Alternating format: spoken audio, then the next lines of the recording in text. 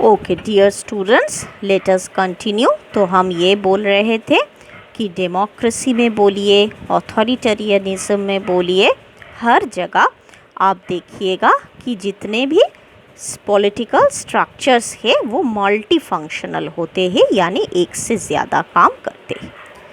फिर चौथा फीचर जो गैब्रियल एलमंड अपने स्ट्रक्चरल फंक्शनलिज्म में बोल रहे हैं कि all political systems are mixed systems in the cultural sense. The culture of any political system is the mixture of modern and traditional cultures. तो हर किसी देश की पॉलिटिकल सिस्टम में आप देखिएगा कि ट्रेडिशन और मॉडर्निटी की एक मिलावट रहती है।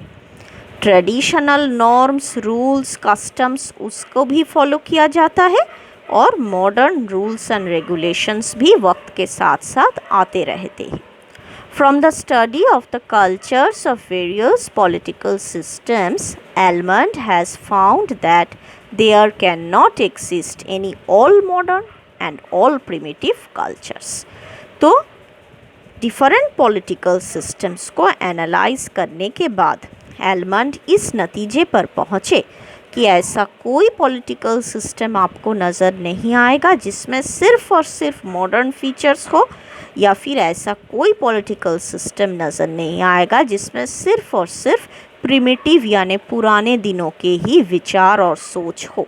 हर किसी सिस्टम में प्रिमिटिव यानी कि पुराना और मॉडर्न यानी कि नए रूल्स और कस्टम्स की मेल आपको दिखाई देगा।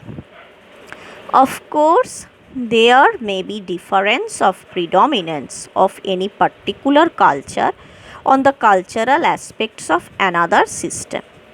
For example, during the British rule, Indian society and culture were influenced by British culture. But at the same time, the British culture and society could not keep itself away from Indian culture.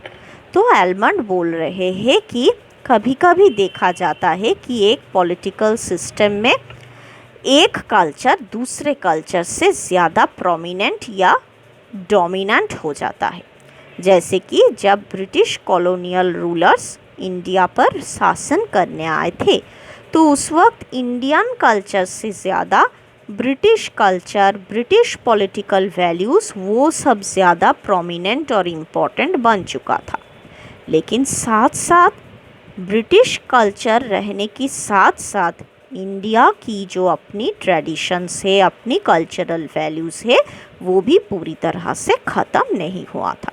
तो example के तौर पे आप देख सकते हैं British rulers India में आकर ब्रिटिश यानी कि वेस्टर्न एजुकेशनल सिस्टम को इस्टेब्लिश किया। काफ़ी सारे वेस्टर्न स्कूल्स, कॉलेजेस और यूनिवर्सिटीज़ बना, लेकिन साथ साथ इंडियन कल्चर को जहन में रखते हुए संस्कृत स्कूल्स, पाठशाला वो सब भी चलता रहा। Okay, however the percentage of mixture may be different in both cases. There are also stages in the process of assimilation. तो ये बात ही यहाँ दोहराया जा रहा है कि कल्चर पुराना यानी प्रिमिटिव कल्चर और मॉडर्न यानी नए कल्चर का मिलावट होता है, लेकिन टाइम टू टाइम इनमें वेरिएशंस आते रहते हैं। कभी मॉडर्न कल्चर ज़्यादा प्रोमिनेंट बन जाता है तो कभी प्रिमिटिव कल्चर ज़्यादा इम्पॉर्टेंट हो जाता है। अब आइए फंक्शंस ऑफ पॉलिटिकल सिस्टम्स। तो अब तक आप लोगों ने देखा पॉलिटिकल सिस्टम्स की कैरेक्टरिस्टिक्स यानी खासियत क्या होती है। अब देखना ये है कि पॉलिटिकल सिस्टम्स की फंक्शंस क्या होती है। The chief objective of almond was to make a comparative study of the major political systems, and for that purpose what he has done ultimately became the foundation of the general systems theory or analysis. For the purposes of comparison, Gabriel Almond has divided the functions of the political system into two broad categories: input functions and output functions. तो देखिए इसको थोड़ा समझना ज़रूरी है। तो क्या कहा जा रहा है कि गैब्रियल एलमंड का असली मकसद था पॉलिटिकल सिस्टम्स के बीच कंपेयर करना और पॉलिटिकल स्ट्रक्चर्स के बीच कंपेयर करना। लेकिन वो करते हुए गैब्रियल एलमंड ने एक किस्म का सिस्टम्स थ्योरी बना लिया। मतलब पॉलिटिकल सिस्टम कैसे काम करता है उस पर उन्होंने एक ब्रॉड थ्योरी बना दिया, जिसमें दिखाया जा रहा है कि एक कंप्यूटर सिस्टम की तरह एक पॉलिटिकल सिस्टम का भी दो तरह का फंक्शंस होता है। कैसा कैसा? इनपुट फंक्शंस और आउटपुट फंक्शंस। तो इनपुट का मतलब आप जानते हैं जो बाहर से आपको दिया जा रहा है, और आउटपुट मतलब बाहर से आ रहे हैं इनपुट्स को जब अच्छी तरह से पकाकर आप कोई प्रोडक्ट बनाकर सबको दे रहे हैं तो वो हो गया आपका आउटपुट फंक्शन। जैसे कंप्यूटर ऑपरेट करते वक्त आप क्या करते हैं? कंप्यूटर में डाटा देते हैं, फैक्ट्स देते हैं, फिर कंप्यूटर का जो इंटरनल उसका मशीन है, सॉफ्टवेयर उसका है, वो सॉफ्टवेयर क्या करती है? आपके द्वारा दिए गए डाटा को एनालाइज करके फिर एक आउटपुट बना के आपके सामने पेश करती है। तो ठीक उसी तरह हमारा पॉलिटिकल सिस्टम भी एक सिस्टम है जिसमें इनपुट और आउटपुट दो तरह के फंक्शंस आपको दिखाई देगा। पेज 7 में आइए देखिए ईस्टन एंड एलमंड। तो ईस्टन कौन है? David Easton. एलमंड की तरह डेविड ईस्टन ने भी सिस्टम्स थियोरी को बनाते वक्त काफ़ी कंट्रीब्यूट किया था और एलमंड को मदद किया था। तो ईस्टन और एलमंड ने कुछ टर्म्स बोरो किए हैं, यानी उधार लिए हैं कुछ terminologies. Input and output from economics for the purpose of analysing the functions and behavior of political systems and their different structures। तो ईस्टन एंड एलमंड ने ये जो इनपुट आउटपुट का कॉन्सेप्ट उधार लिया था ये मेनली इकोनॉमिक्स सब्जेक्ट से ही लिया था। किस लिए? पॉलिटिकल सिस्टम्स की फंक्शन, पॉलिटिकल स्ट्रक्चर्स की फंक्शन को एनालाइज करने के लिए। This approach helps comparison considerably. अब आइए देखते हैं द इनपुट फंक्शंस। तो एक राजनीतिक व्यवस्था, एक पॉलिटिकल सिस्टम की इनपुट फंक्शंस क्या क्या होती है? Number 1, political socialisation and recruitment. इसका मतलब क्या है? गौर से पढ़िए। Political socialisation and recruitment. तो पॉलिटिकल सोशलाइजेशन का क्या मतलब है? आप जब अपने पॉलिटिकल सिस्टम के बारे में ज्ञान, जानकारी हासिल करने के बाद पॉलिटिकल सिस्टम के बारे में अपना राय दे रहे हैं, तो वो है आपका पॉलिटिकल सोशलाइजेशन। तो सोशलाइजेशन कैसे होता है? पहले ही आपके फैमिली में होता है। कैसे?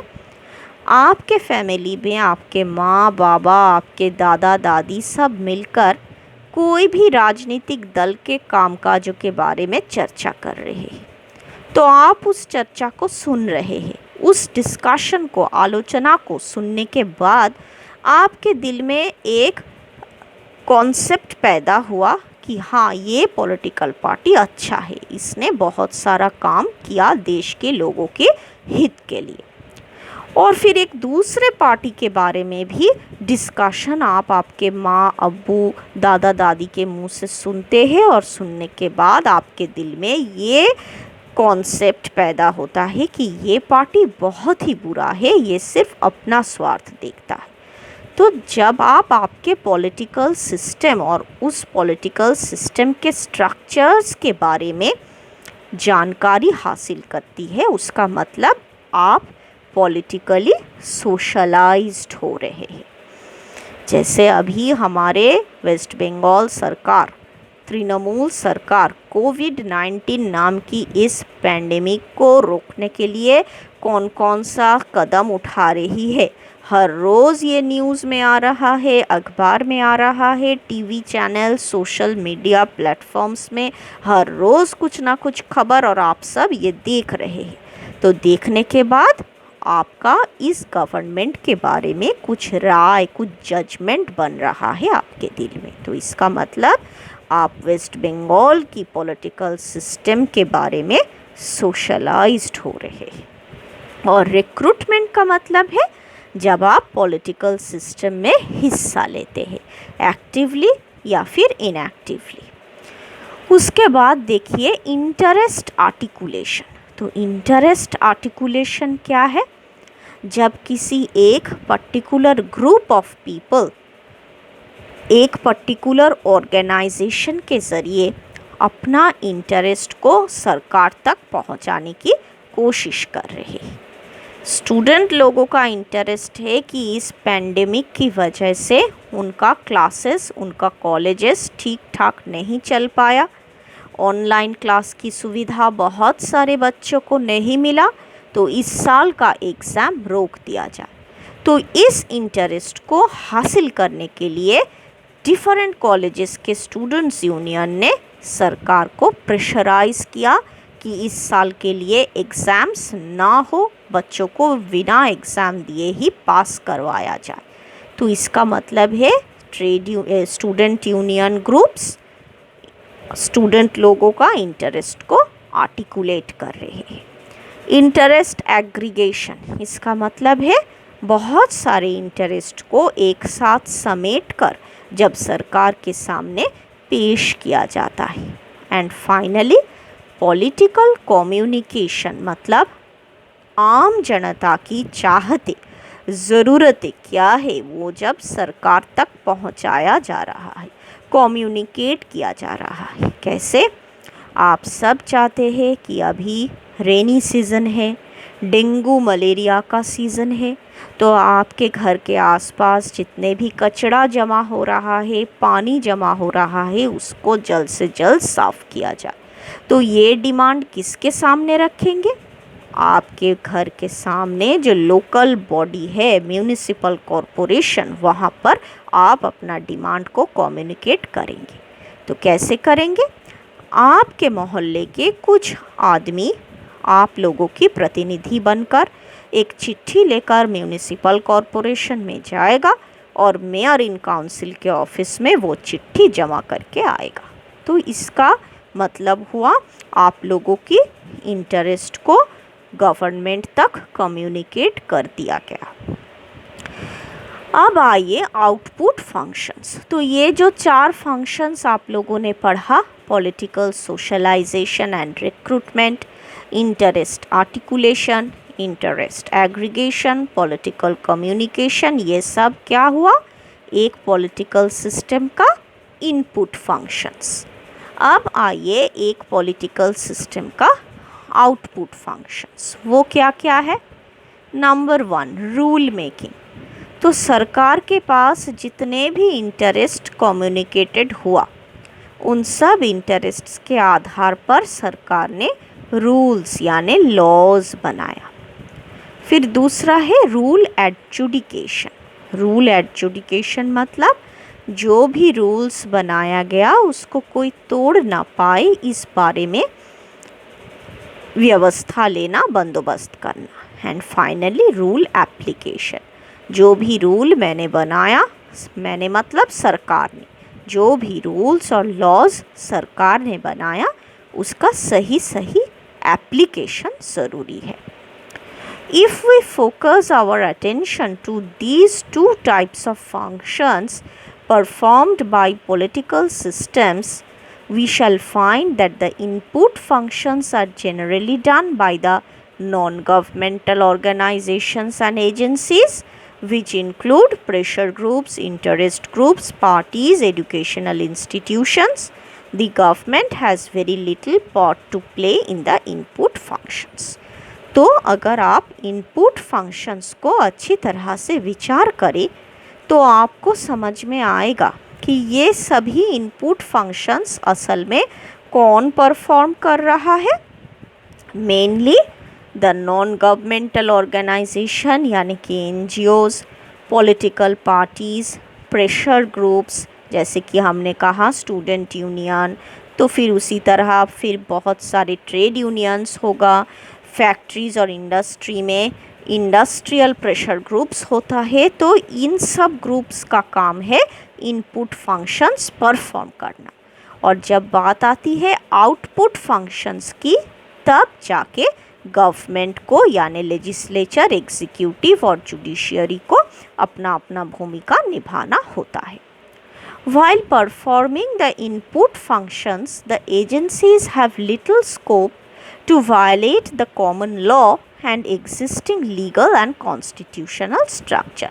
तो ये सब political parties, pressure groups, NGOs जब इनपुट फंक्शंस परफॉर्म कर रहे हैं तो इनके पास उतना स्कोप नहीं होता है जिससे वो कोई भी पॉलिटिकल सिस्टम का लॉ या फिर सिस्टम की संविधान को तोड़ सकता है या वायलेट कर सकता है। But if the agencies have in mind the idea of changing the existing structure, they can do otherwise. लेकिन अगर कोई पॉलिटिकल पार्टी या कोई प्रेशर ग्रुप या कोई इंटरेस्ट ग्रुप चाह रहा है कि वो पॉलिटिकल सिस्टम को पूरा बदल देगा, अभी कैपिटलिस्ट पॉलिटिकल सिस्टम है, उसको बदलकर एक सोशलिस्ट या कम्युनिस्ट सिस्टम बनाएंगे, तो अगर ऐसा मकसद उनके दिल में है कि एक पॉलिटिकल सिस्टम को रेडिकली चेंज कर देगा, तब वो लॉ या कॉन्स्टिट्यूशन को वायलेट कर सकते हैं। ओके, चलिए अब देखते हैं इनपुट फंक्शंस। मैंने जो भी इनपुट फंक्शंस आपको बताया, political socialisation and recruitment, interest articulation, interest aggregation, चलिए उन सब के बारे में अब डिटेल में समझ लेते हैं। The first input function of the political system is political socialization and recruitment. One expert of political socialization calls it a continuous learning process involving both emotional learning and manifest political indoctrination.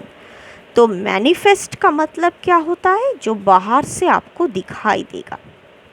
और indoctrination का मतलब होता है brain wash, मतलब जब आपको समझाया जा रहा है कि ये सही है, इसी को मान के चलो, या फिर वो गलत है, उसको कभी भी मानो मत। तो क्या होता है, पॉलिटिकल सोशलाइजेशन एक कॉन्टिन्यूअस प्रोसेस है जिसके ज़रिए आप अपने पॉलिटिकल सिस्टम के बारे में जानकारी हासिल करते रहते हैं। तो कभी कभी ये जानकारी हासिल करने का जो प्रक्रिया, ये एक इमोशनल लर्निंग के ज़रिए हो सकता है। तो इमोशनल लर्निंग कैसे? जब आपकी दादा जान आपके सामने दुख जाहिर कर रहे हैं कि ये जो वर्तमान सरकार अभी वेस्ट बंगाल में है, वो सरकार ज़्यादा से ज़्यादा कोविड हॉस्पिटल्स नहीं बना पा रहे हैं, तो बहुत सारे पेशेंट्स जो कि कोविड की वजह से बीमार है, उसको ट्रीटमेंट नहीं मिल रहा है, वो हॉस्पिटल में एडमिट नहीं हो पा रहा है और इस वजह से उनकी मौत हो रही है। तो इमोशनल कुछ बातें आपके सामने आपके दादा जान बोल रहे हैं, उनका दुख जाहिर कर रहे हैं, और इस वजह से आपके दिल में एक कॉन्सेप्ट बन रहा है कि ये वर्तमान सरकार कोविड को हैंडल करने में नाकामयाब है। तो ये हो गया इमोशनल लर्निंग के ज़रिए आपका पॉलिटिकल सोशलाइजेशन। लेकिन political socialisation political brain washing या इंडोक्ट्रिनेशन के ज़रिए भी हो सकता है। जैसे कि कुछ मीडिया चैनल्स, अगर आप अर्नब गोस्वामी का रिपब्लिक टीवी देखते हैं तो देखिएगा उसमें जर्नलिस्ट लोग जैसे इस्टेब्लिश कर देते हैं कि ये जो सरकार ने किया वो गलत किया। जैसे जब चाइनीज़ ट्रूप्स हमारे लद्दाख की गलवान वैली में ज़बरदस्ती घुस आए, तब प्राइम मिनिस्टर नरेंद्र मोदी ने अपने मन के बात के भाषण में क्या कहा कि चाइनीज़ ट्रूप्स तो हमारे देश के किसी हिस्से में अंदर आया ही नहीं, वो तो घुसपैठ किया ही नहीं।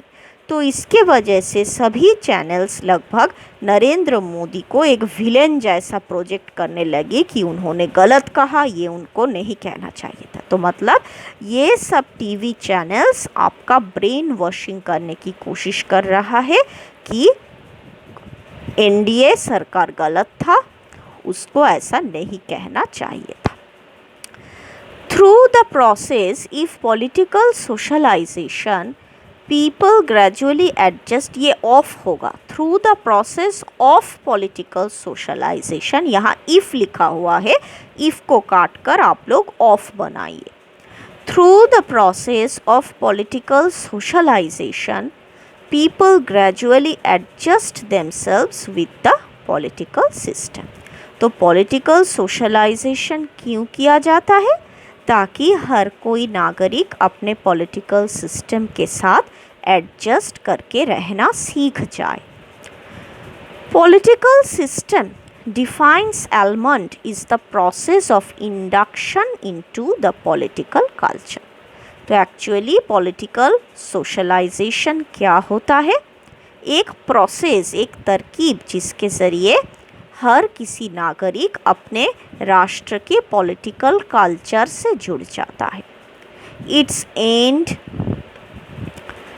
Product is a set of attitudes, cognitions, value standards and feelings towards the political system, its various roles and role incumbents।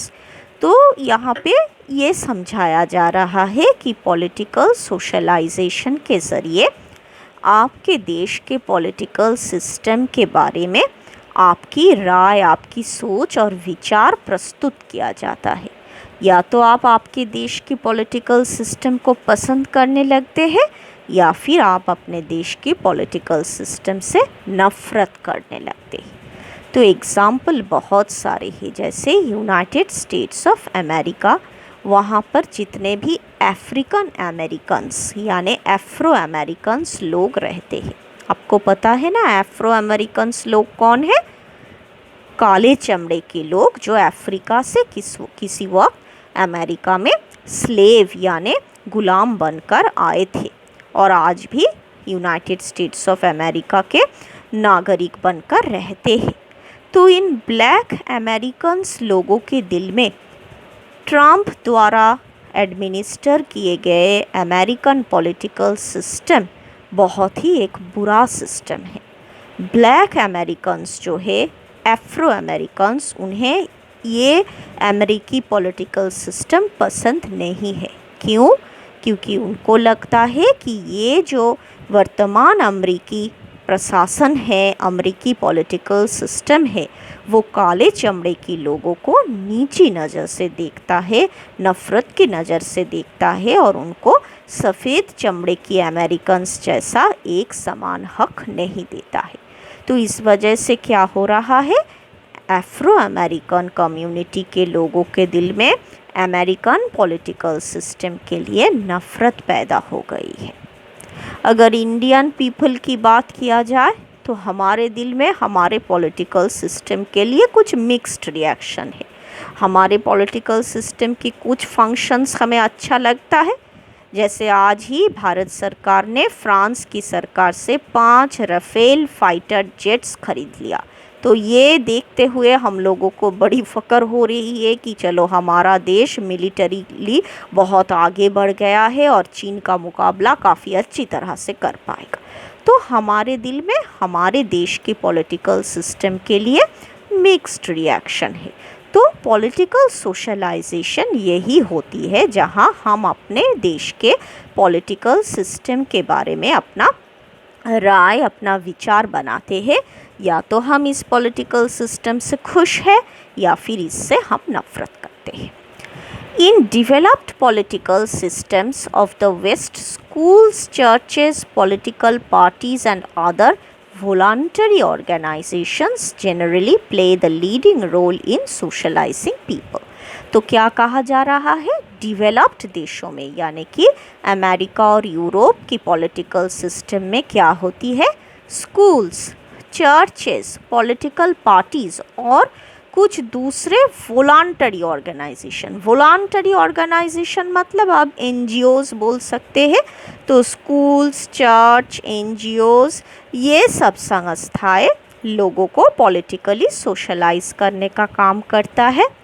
The socialization process is not very much prominent in the third world states, but the very existence can never be denied. As society gradually develops, the process of socialization also proceeds. तो western developed देशों की तरह हमारे जो